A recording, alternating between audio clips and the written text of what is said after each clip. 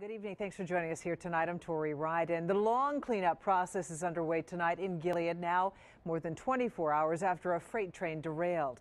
Nearly 20 cars went off the tracks, prompting evacuations and traffic nightmares. But officials say this whole situation could have been a lot worse. News 8's Tracy Sable has the latest from Gilead. It felt surreal. It felt like it wasn't actually happening. It felt like a movie. It was one of those kind of weird scenarios that you never expect, of course.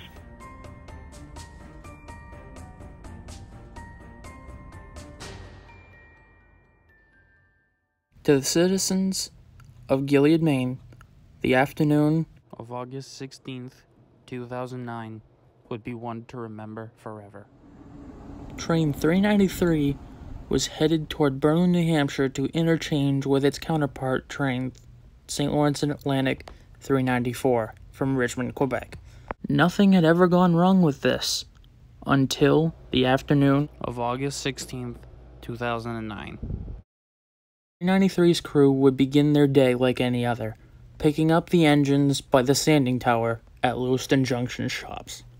Train's power would be Canadian National 9530, GP40-2LW, Canadian National 9410, a GP40-2LW, St. Lawrence and Atlantic 3004, a GP40-2, and St. Lawrence and Atlantic 3008, a GP40-2. As the train entered Gilead, no one knew what was about to happen. Around 1:54 in the afternoon, the train entered the fateful curve.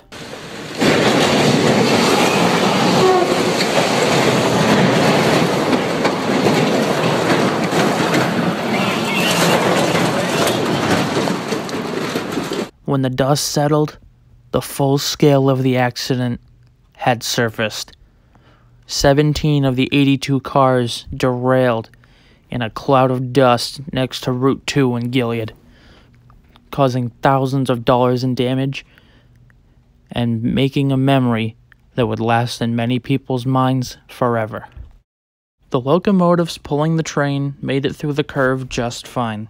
But the second the first empty car went over the track and hit the heat kink, you can figure it out from there that the train could no longer stay on the rails and added itself to the list of train derailments that have happened in the northeast of the United States.